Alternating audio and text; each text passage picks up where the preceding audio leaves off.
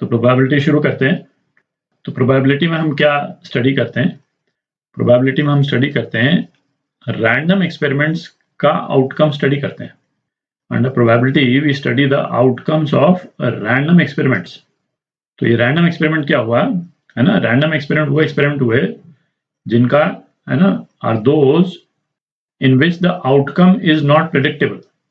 ठीक, तो ऐसा करते हैं, प्रेडिक्टेबल आउटकम वाले किसी एक्सपेरिमेंट का एग्जांपल लेते हैं, उससे है ना प्रेडिक्टेबल आउटकम और नॉन प्रेडिक्टेबल आउटकम वाले एक्सपेरिमेंट्स में डिफरेंस क्लियर हो जाएगा, है ना। जैसे फॉर एग्जांपल भाई आप फिजिक्स की लैब में आप लेंसेज का फोकल लेंथ पता करते हैं, ठीक है।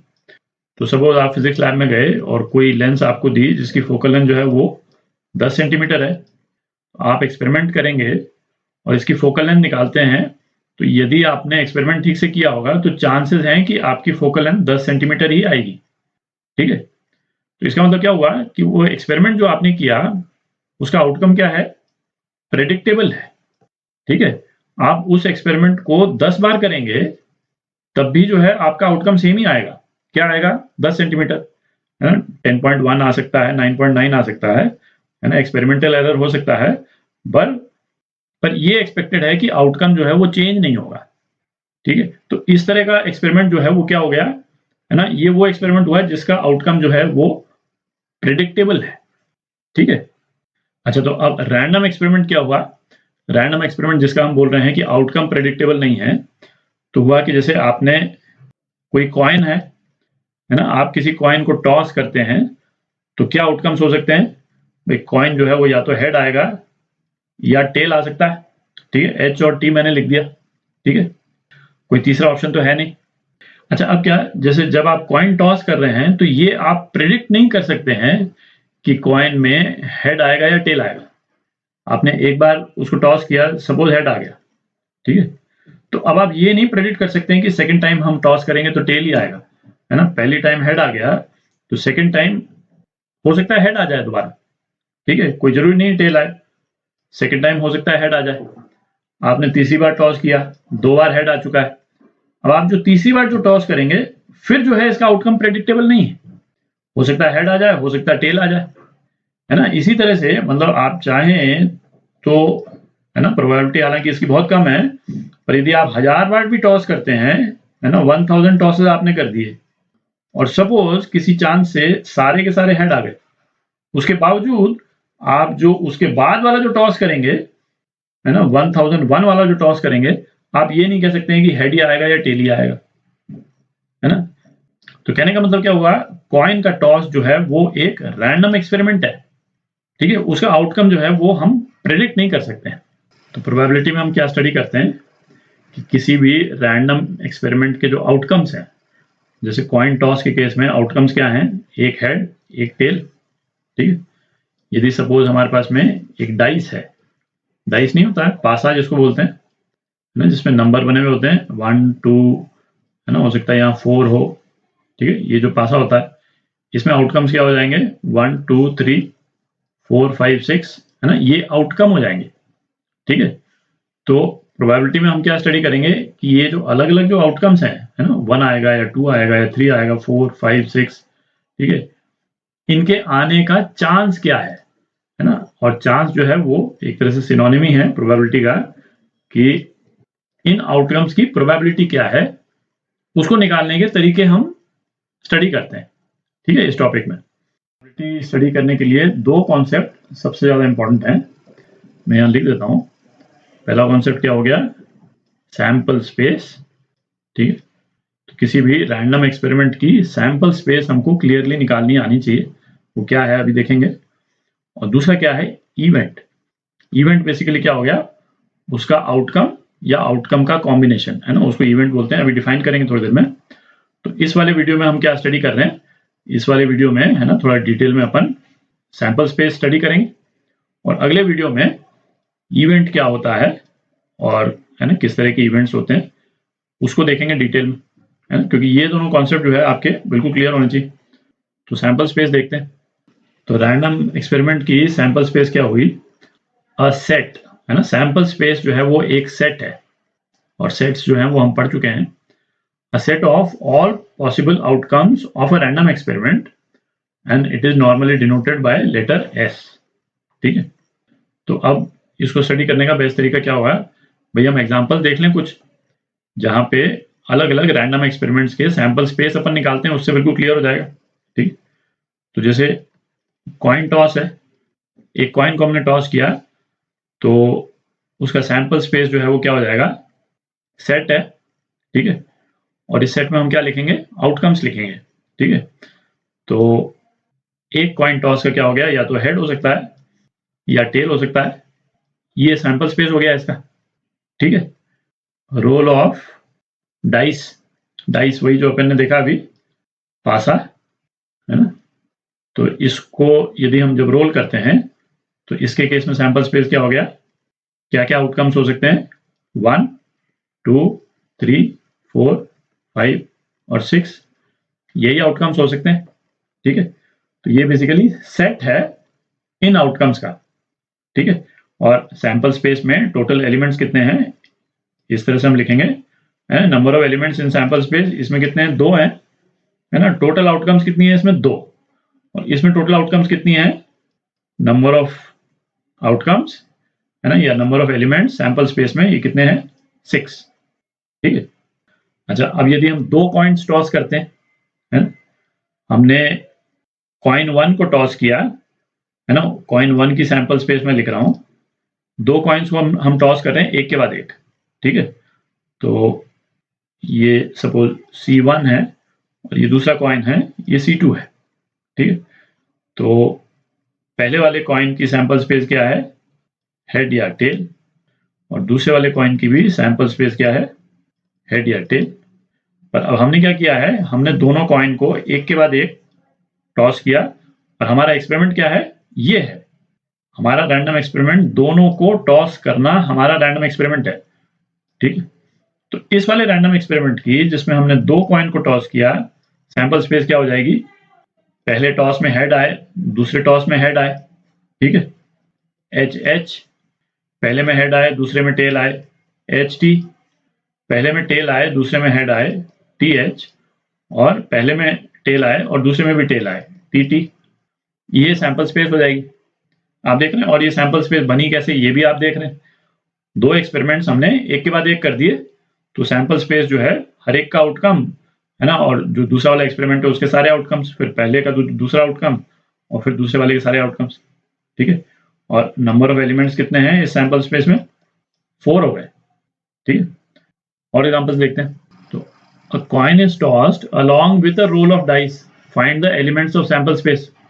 तो जब हम कॉइन को टॉस करेंगे, है ना, सैंपल स्पेस इसकी, उसमें क्या आ सकता है, हेड या टेल आ सकता है। और यदि हम डाइस को रोल करते हैं, दूसरा एक्सपेरिमेंट है ना, उसमें क्या आ सकता है, 1 2 3 4 5 6। ठीक है, यूं हम ऐसे अलग अलग लिख करके नहीं करते हैं, ये केवल क्लैरिटी के लिए है ना, शुरू में चूंकि अपन स्टडी कर रहे हैं इसीलिए मैं अलग अलग करके लिख रहा हूं, और फिर उसको कंबाइन करेंगे। अच्छा, अब हमारा एक्सपेरिमेंट क्या हो गया कि हमने कॉइन टॉस किया और डाइस को रोल किया, ये हमारा एक्सपेरिमेंट है। ठीक है, अब हमारा एक्सपेरिमेंट जो है वो ये है, तो इस केस में सैंपल स्पेस जो है वो क्या हो जाएगी, कॉइन में हेड आए और जो डाइस को अपन ने रोल किया उसमें 1 2 3 4 कुछ भी आ सकता है, H2 H3 H4 H5 H6। ठीक है, और यदि कॉइन में टेल आ गया तो T1 T2 T3 T4 T5 T6। ठीक है, तो ये हमारी सैंपल स्पेस हो गई, और नंबर ऑफ एलिमेंट्स कितने हो गए सैंपल स्पेस में, 12 हो गए। नंबर ऑफ एलिमेंट्स इस सैंपल स्पेस में 12 हो गए। एक और एग्जांपल देखते हैं, तो ये वाला रैंडम एक्सपेरिमेंट देखते हैं। 2 different red balls and 3 different green balls are kept in a box. तो किसी भी बॉक्स में 2 रेड बॉल्स R1 R2 दोनों डिफरेंट हैं और 3 ग्रीन बॉल्स रखी हुई हैं। ठीक है, अच्छा, write down the sample space for selecting 2 balls together. Together मतलब एक साथ उठा ली हमने, ऐसा नहीं किया कि एक बॉल को निकाला, उसको देखा, वापस रख दिया और फिर दूसरी निकाली, है ना, उससे चेंज हो जाएगा, है ना। इस तरह का एक्सपेरिमेंट अपन बाद में भी देखेंगे, पर हमने इस वाले केस में दोनों बॉल्स एक साथ हमने निकाल ली। ठीक है, अच्छा, जो परम्यूटेशन कॉम्बिनेशन अपन ने किया था, तो 5 डिफरेंट बॉल्स में से 2 बॉल्स सेलेक्ट की बेसिकली अपन ने। तो करने के तरीके कितने हैं ये तो अपने को मालूम ही है कि इस सैंपल स्पेस में कितने एलिमेंट्स आएंगे, 10 एलिमेंट आएंगे, ठीक है, ये अपने को मालूम। तो करते हैं इसके सैंपल स्पेस, है ना, सीधा ही लिखते हैं। जैसे R1 R2 R1 G1 R1 G2 R1 G3 R2 G1 R2 G2 R2 G3 G1 G2 G2 G3 G1 G3, ये सैंपल स्पेस हो गई, है ना। टोटल 10 एलिमेंट है, ठीक है।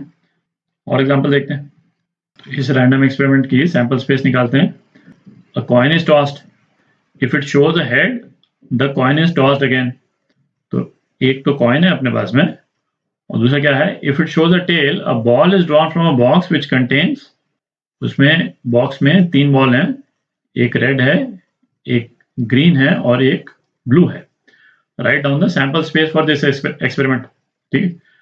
तो सैंपल स्पेस, यदि तो हेड आता है ना, हमने कॉइन को टॉस किया, यदि हेड आया तो कॉइन को हम दोबारा टॉस करते हैं, ठीक है। तो यदि हेड आता है तो कॉइन को दोबारा टॉस किए, उसके 2 आउटकम्स हो सकते हैं सेकंड टॉस ऑफ कॉइन के, एक हेड, और फिर यदि हेड आता है फिर हमने उसको टॉस किया तो टेल आ गया, ठीक है।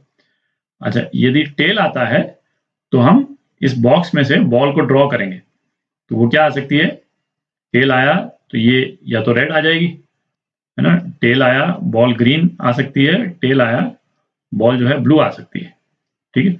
ये आपकी सैंपल स्पेस, ठीक।